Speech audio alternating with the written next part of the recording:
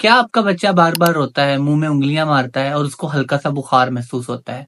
तो हो सकता है कि आप उसको गलत अद्विया दे रहे हों, ये टीथिंग हो जो बिल्कुल नॉर्मल है। अस्सलाम वालेकुम, मेरा नाम डॉक्टर वलीद इरशाद है और आप देख रहे हैं क्लिनिक ऑफ पीडियाट्रिक्स। आज हम डिस्कस करेंगे कि टीथिंग होती क्या है? नंबर 2 पे कि टीथिंग के अंदर हम कौन से ऐसे स्टेप हैं जिनको अपना के घर में इसको ठीक कर सकते हैं? टीथिंग के दौरान आपको किन चीज़ों से अवॉइड करना चाहिए? आपको अपने डॉक्टर के पास बच्चे को कब लेकर जाना चाहिए? देखिए सबसे पहले हम बात करते हैं कि टीथिंग होती क्या है। देखिए टीथिंग का मतलब होता है कि बच्चों के जो मसूड़ों से दांत निकलते हैं इसको टीथिंग कहते हैं। इसमें होता ये है कि बच्चे के जो दांत होते हैं मसूड़ों की जगह होती है उन पे सोजिश आ जाती है और बच्चे बहुत ज्यादा पेन फील करते हैं, वो रोते हैं, उनके मुंह से ड्रूलिंग आना मतलब स्लाइवा पानी निकलना शुरू हो जाता है, जो बिल्कुल एक नॉर्मल अमल होता है और बच्चों में हल्का सा बुखार भी हो जाता है। अच्छा, एक और चीज भी है कि जब बच्चों में दांत निकल रहे होते हैं तो लोग कहते हैं कि बच्चों को बुखार होना और मोशन लगना कॉमन है और ये सब कुछ जो है ये टीथिंग की वजह से हो रहा है, लेकिन जो बिल्कुल गलत है। बच्चों में बुखार 100.4 मतलब 100.4 से अगर ज्यादा है तो वो टीथिंग की वजह से नहीं हो सकता, या कोई भी ऐसे लूज वाटरी मोशन है तो वो भी जो है वो इसकी वजह से नहीं हो सकते, ये कोई इन्फेक्शन की वजह से हो सकते हैं। तो इस सूरत में आपने टीथिंग की वजह से अपने बच्चों का ट्रीटमेंट नहीं रोकना होता। उसके बाद अगर हम बात करते हैं कि टीथिंग की निशानियां क्या हैं, हमें कैसे पता चलेगा कि बच्चे को टीथिंग हो रहा है। सबसे पहले तो बच्चा जो होता है वो बहुत ज्यादा रोता है और चिड़चिड़ापन होता है उसमें, वो अच्छे तरीके से फीड भी नहीं कर रहा होता। नंबर 2 पे कि जो बच्चे होते हैं उनके मसूड़ों पे सोजिश आ जाती है और बच्चा जो होता है उनकी चीक्स रेड हो जाती हैं। बच्चा बार-बार मुँह के अंदर उँगलियाँ मारता है।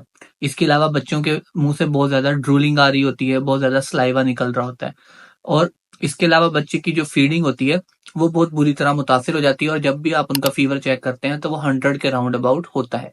ये कुछ ऐसी चीज़ें हैं जहाँ से हमें आइडिया हो जाता है कि बच्चे को टीथिंग स्टार्ट हो गई है।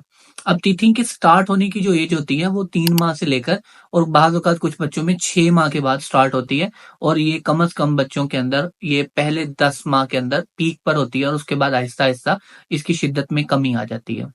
अब हम बात करते हैं कि ऐसी कौन-सी चीज़ें हैं जिनको हमें जिसके साथ हम अपने बच्चों को घर में टीथिंग से रिलीफ दे सकते हैं। सबसे पहले आप अपने जो फिंगर होते हैं उसको अच्छे तरीके से वॉश करें। अपनी फिंगर्स को जो है बच्चों के जितने भी मसूड़े होते हैं उनके ऊपर उनको मसाज करें आहिस्ता-आहिस्ता और इसके अलावा आप अपने बच्चों के अंदर बुखार की सूरत में पैनाडोल या ब्रूफन का इस्तेमाल कर सकते हैं, जिसकी डोज़ आप अपने डॉक्टर की रिकमेंडेशन उसके मुताबिक ही इस्तेमाल करेंगे, आप अपनी मर्ज़ी के मुताबिक डोज़ नहीं दे सकते। नंबर 2 पे आप कोई टीथर लेंगे, उसको फ्रीज़ करेंगे, फ्रीज़ करने का मतलब होता है कि जस्ट थोड़ा-सा ठंडा करना। आप वो करेंगे और आप अपने बच्चे को देंगे जिसको वो अगर वो टीथर को यूज़ करेगा तो आपके बच्चे के अंदर जो पेन है उसके अंदर बहुत हद तक रिलीफ़ आ जाता है। इसके अलावा टीथिंग के दौरान जो बच्चे का ड्रूलिंग सलाइवा निकल रहा होता है, उसे क्लीन करना बहुत ज़्यादा ज़रूरी होता है, क्योंकि वो बच्चों के अंदर इन्फेक्शन कॉज़ कर सकता है और बच्चों को रैशेज़ हो सकते हैं।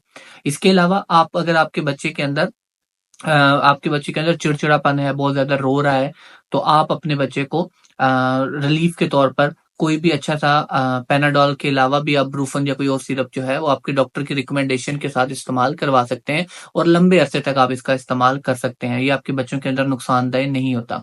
अगर हम बात करते हैं तो कौन से ऐसे स्टेप्स हैं जो आपने अपने घर में नहीं करने जब बच्चे को टीथिंग हो रही होती है। देखिए टीथिंग के दौरान आपने ज़्यादातर जो लोग होते हैं वो लोहे के चम्मच, एक बड़ी कॉमन सी बात है कि टीथिंग के दौरान बच्चों को लोहे के चम्मच जो होते हैं वो ठंडे करके दिए जाते हैं, ताकि उससे उनको लगता है कि वो बच्चे को रिलीफ मिलेगा, लेकिन जो बहुत गलत प्रैक्टिस होती है। नंबर 2 पर वालिदैन ये करते हैं कि जब बच्चों को टीथिंग का प्रोसेस स्टार्ट हो रहा होता है, उसके दौरान अगर बच्चे को मोशन लग जाते हैं तो वो इसको इग्नोर कर देते हैं। उनको लगता है कि ये बिल्कुल नॉर्मल है, जब बच्चा दाँत निकाल रहा होता है उसकी वजह से हो रहे हैं, जो बिल्कुल गलत होते हैं।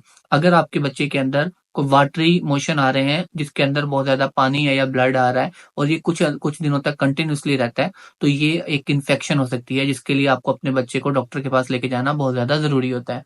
अगर हम बात करते हैं कि आपके बच्चे को टीथिंग के दौरान कौन-सी ऐसी कंडीशन है जिसमें डॉक्टर का विज़िट ज़रूरी हो जाता है, तो उसमें सबसे ऑन टॉप यही होता है कि आपके बच्चे को अगर डायरिया या बुखार है और वो 100.4 से ज़्यादा है, तो आपको अपने डॉक्टर का विज़िट ज़रूर करवाना है।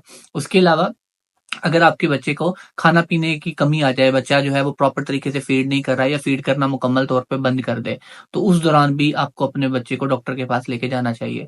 और इसमें तीसरा स्टेप होता है कि अगर आपका बच्चा बहुत ज़्यादा चिड़चिड़ापन है और इवन टीथिंग दाँत निकालने के बाद भी उसके अंदर जो चिड़चिड़ापन और ज़िद खत्म नहीं हो रही, तो ये हो सकता है कि आपके बच्चे में अनीमिया हो, आपके बच्चे में खून की कमी हो, जिसकी वजह से ये हो रहा है और आप इसको टीथिंग समझ रहे हो। तो ये वो अलामात हैं जिनके अंदर आपको अपने बच्चों को डॉक्टर के पास लेके जाना बहुत ज़्यादा ज़रूरी हो जाता है।